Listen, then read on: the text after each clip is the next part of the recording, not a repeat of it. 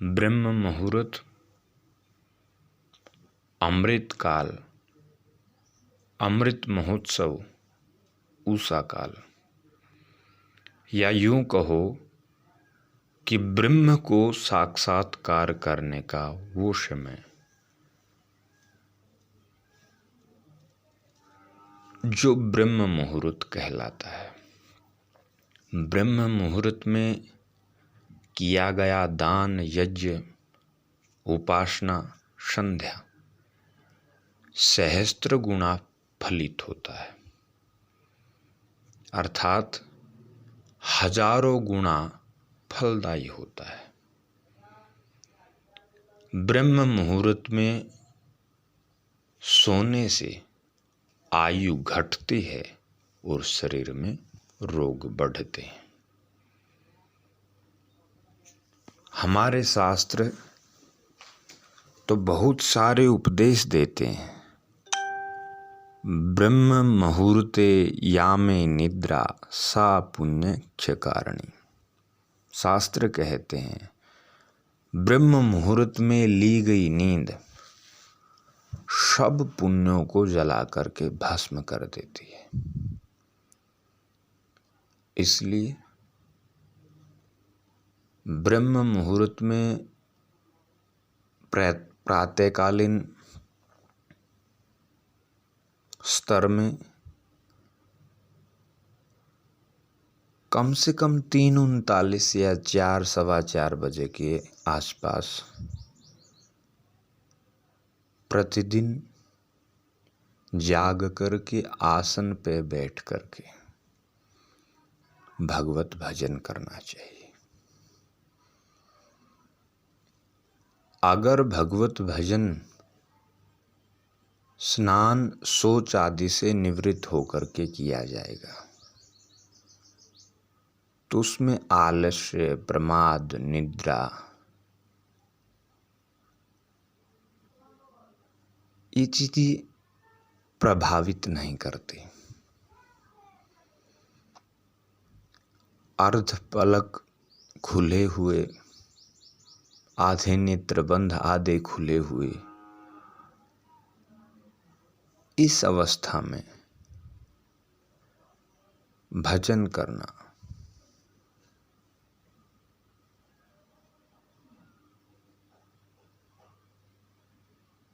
बहुत प्रकार के पापों का नाश करता है।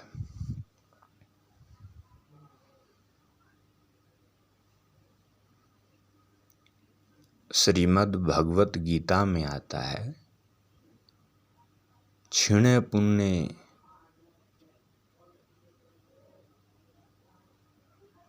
मृत लोक विशन्ति।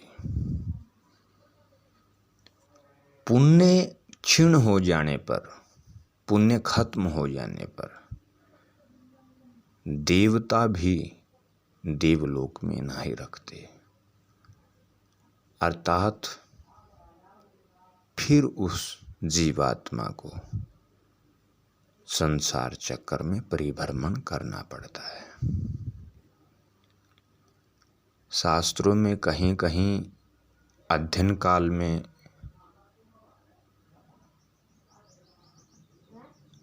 अध्ययन में आया है कि ब्रह्म मुहूर्त में की गई साधना, तपस्या, भगवत शरणागति, परमात्मा के प्रति की गई वंदना, प्रार्थना कभी निष्फल नहीं होती।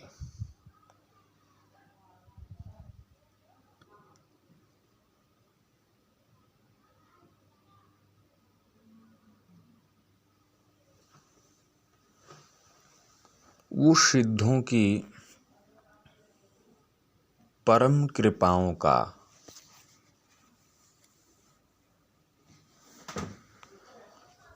वो समय होता है जिसको ब्रह्म मुहूर्त या अमृत बेला के नाम से भी जाना जाता है। असंख्य सिद्धों की आवाजाही से समस्त भूमंडल भरा रहता है।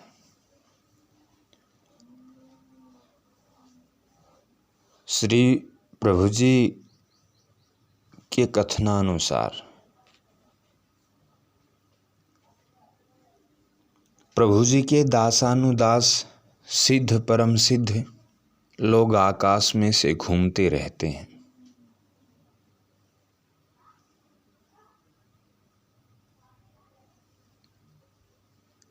हमें हर समय जागृत अवस्था में रहना है उस समय, ताकि किसी सिद्ध की कृपा हम पर हो जाए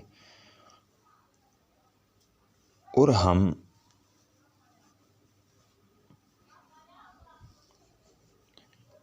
सिद्धों की श्रृंखला में प्रवेश न भी कर पाएं, पर थोड़े थोड़े उनकी अनुगामी बन जाएं।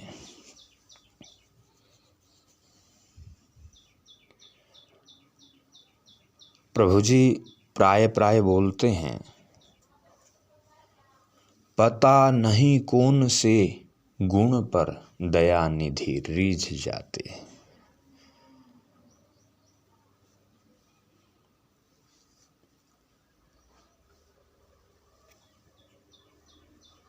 तो ब्रह्म मुहूर्त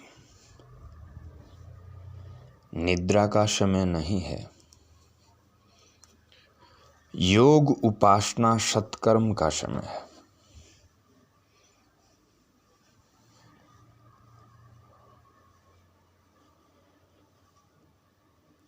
निद्रा उसी को सताती है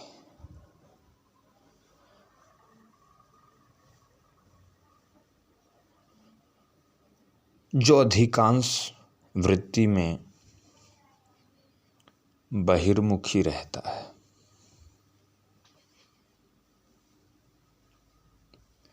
श्री प्रभु जी तो अपने मुखारविंद से कहते ही थे कि हमें सोना नहीं आता।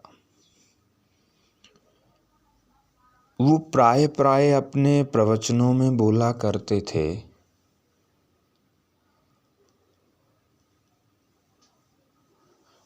सोना सबसे सरल है, जो कोई जाने सोए, अंतर लो लागी रहे, सहजे सुमरी न होए। अर्थात श्री प्रभु जी अब भी कहते हैं, जागत सोवत शरण तुम्हारी। जागते समय तो है ही, लेकिन सोते समय हम भगवत चिंतन करके सोएं, गुरु मंत्र का उच्चारण मन मन में करके सोएं, गुरुदेव का ध्यान करके सोएं, श्री प्रभु जी का ध्यान करके सोएं।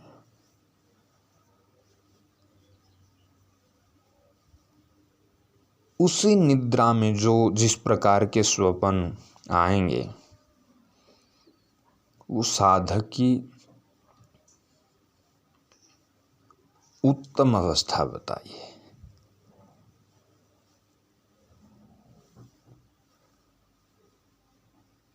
श्री प्रभु जी अपने व्याख्यान में बार बार बोलते रहे हैं, निद्रा ज्ञान अवलंबनम, सुपन ज्ञान अवलंबनम। योगियों को साक्षात्कार,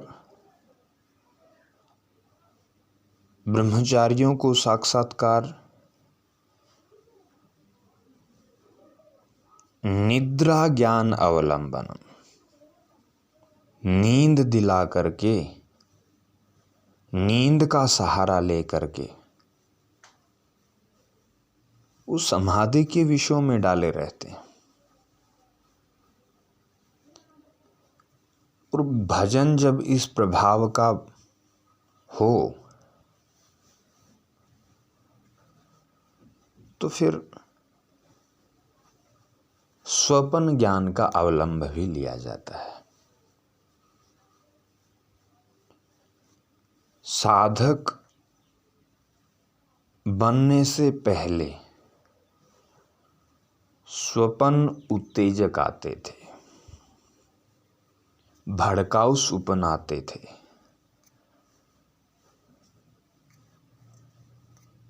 और फिर इस पथ के जो पथिक बन जाएंगे हम लोग, तो फिर शायद कुछ अनभिज्ञ अनुभूतियों का विषय वो ब्रह्म काल हो जाता है, वो ब्रह्म मुहूर्त हो जाता है।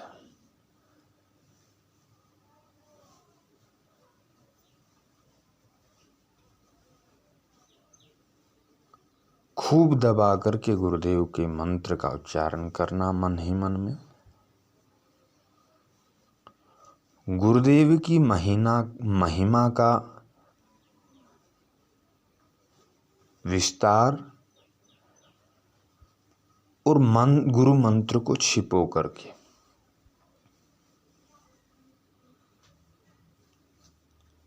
करने से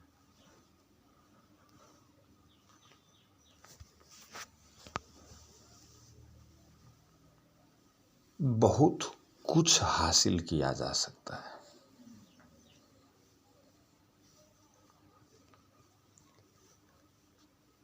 फिर समय आता है अरुणोदय का। अरुणोदय सूर्य उदय से पहले की कुछ स्थिति है जिसमें आकाश मार्ग पूरा लाल होने लगता है।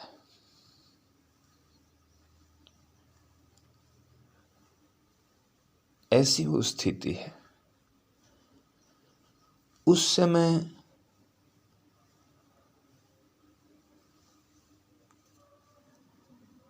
जो नेत्रों के रोगी हैं उन सभी को चक्षुषा विद्या का जाप करना चाहिए, पाठ करना चाहिए।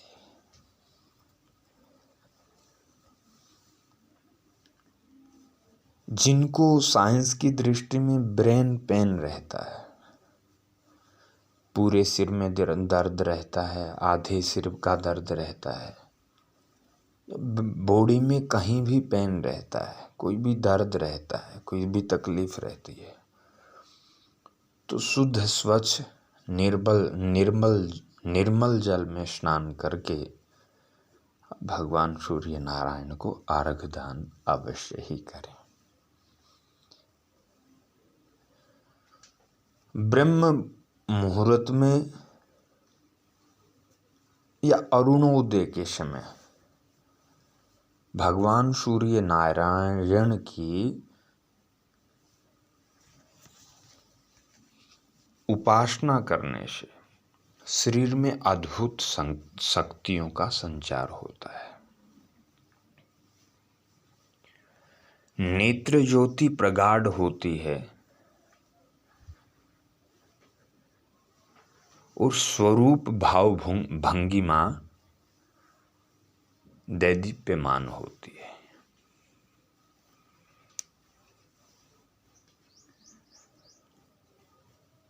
बहुत अच्छे साधकों की श्रेणी में श्री भगवान सूर्य नारायण जीव को भेज देते हैं अपने उत्थान के लिए। जरूर से जरूर हमको भगवान सूर्य नारायण को अर्घ दान करना चाहिए।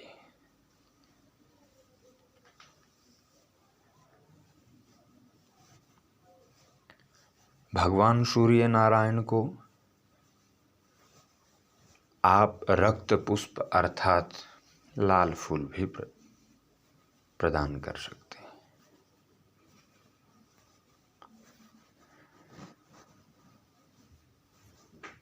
गंगा, यमुना, सरस्वती, सिंधु, सतलुज, कावेरी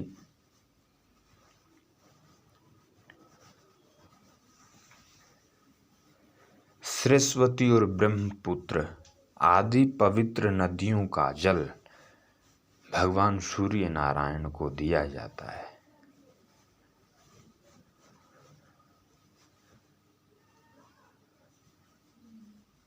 वो भी सहस्त्र गुना फलदायी होता है।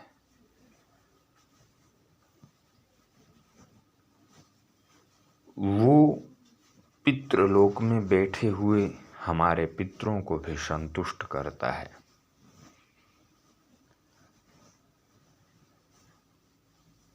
और विशेष विशेष हमारा जो उद्बोधन है वो ये है कि जो जिनकी राशि सिंह पड़ती है, जो मोहन मोनिका के नाम से जाने जाते हैं, उन बच्चों को हमेशा भगवान सूर्य नारायण की उपासना करनी ही चाहिए।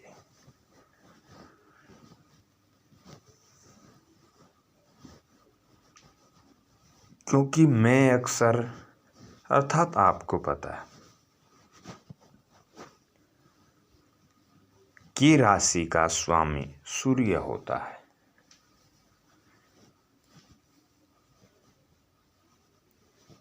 मैं राशि की राशि सिंह होती है, सिंह राशि का स्वामी सूर्य होता है। सूर्य पहले ही हिंसक होता है और फिर सूर्य उसका स्वामी है तो काफी गर्म और क्रोधित स्वभाव का वो बन जाता है। इसलिए कम से कम, वैसे तो हर किसी को सूर्य उपासना करनी ही चाहिए, लेकिन जिनकी राशि सिंह है, जिनकी प्रकृति हिंसक है, वो अपनी प्रकृति को मृदुल भाषी बनाने के लिए, प्रेम पूर्वक व्यवहार रखने के लिए निश्चित रूप से उन लोगों को सूर्य की उपासना करनी ही चाहिए। सूर्य तेज और उत्थान के देवता है। सूर्य प्रकाश के देवता है। सूर्य नेत्रों के देवता है और सूर्य बुद्धि के देवता है। वैसे बुद्धि के देवता बुद्ध भी हैं, लेकिन भगवान बुद्ध भी सूर्य के उपासक हैं।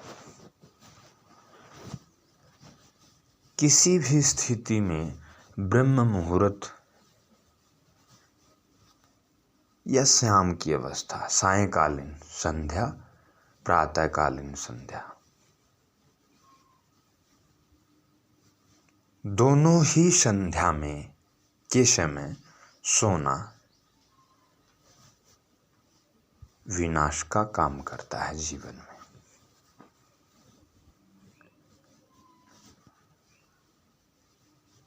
शास्त्रों में वो हमारा विषय नहीं है। अलग अलग प्रकार की संध्याओं के लेख आए। उत्तमा संध्या,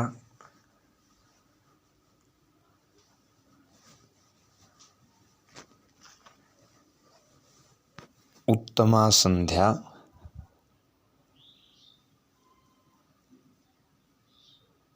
तारका, तारों की छाया में होती है। मध्यमा संध्या लुप्त तारका, जब तारे आकाश से चले जाएं तब मध्यमा संध्या होती है। उसका भी फल मध्य वर्गीय तो होता ही है। और अधमा संध्या भी होती है।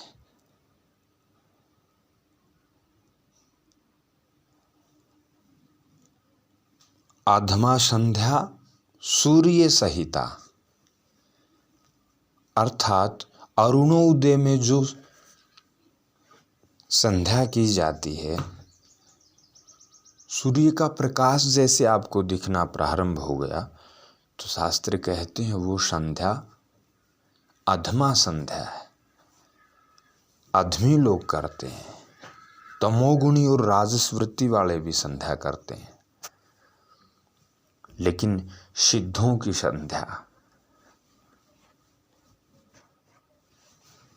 उत्तमा तारका संध्या कही जाती है। मध्यमा संध्या लुप्त तारका, जब तारे आकाश से सुशोभित होते हुए हट जाएं आप तारे भी जिसमें छिप जाएं, यानी कि थोड़ा अरुण उदय से पहले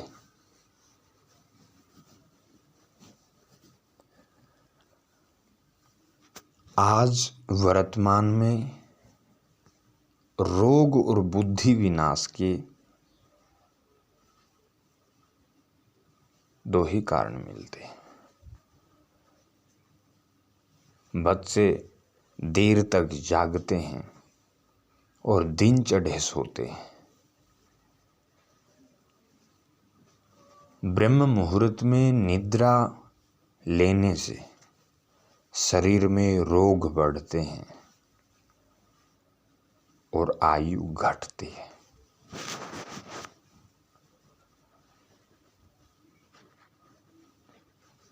श्री प्रभु जी पूरी रात पूरे दिन योग प्रचार करते,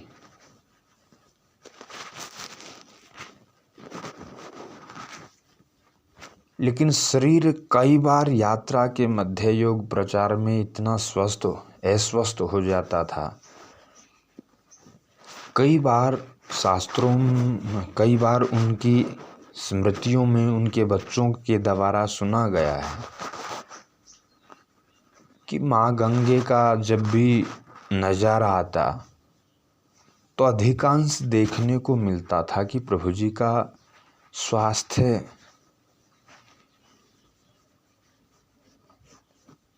ज़्यादा प्रभावित लगता, लेकिन पूरी रात्रि भर 3-3, 4-4 दिन जागते जागते उनका स्वास्थ्य थोड़ा ढीला लगता। लेकिन उनके साथ रहने वाले बच्चे बतलाते हैं कि वो झट से गंगा मैया में कूद जाते और स्नान करके तत्काल बैठते एक आसन पर।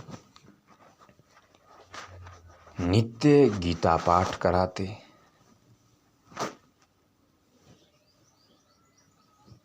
लेकिन प्रभु जी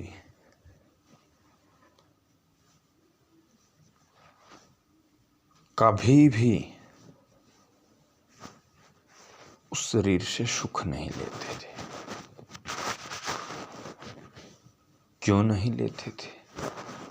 उनके ब्रह्मचारी, उनके साधकों को प्रेरणा मिले, क्योंकि वो तो स्वतः थे, वो तो साक्षात थे, उनको भजन की कोई आवश्यकता थी नहीं। भगवान राम जी ने, कृष्ण जी ने, शंकर जी ने जब इस धराधाम को पवित्र करने के लिए जन्म लिए, तब गुरु महिमा का प्रचंड प्रचार प्रसार किया और बाद में वो अपने स्वरूप में विलीन हो गए।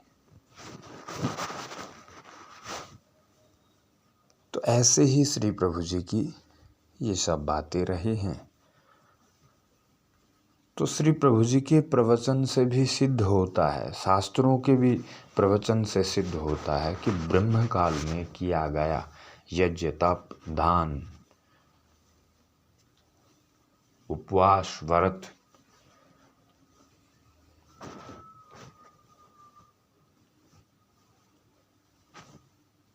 साधन पद्धति या फिर योगाभ्यास, मंत्र जाप या स्व का अध्ययन करना अर्थात स्वाध्याय करना, ये सब प्रभु जी ने अपने रहते हुए और अब भी सब कुछ करा रहे।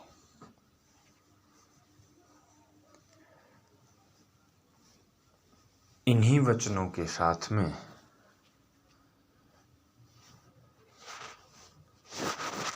हम हमारी टूटी सी वाणी को विराम देते हैं। जय श्री सीता राम, श्री प्रभु जी।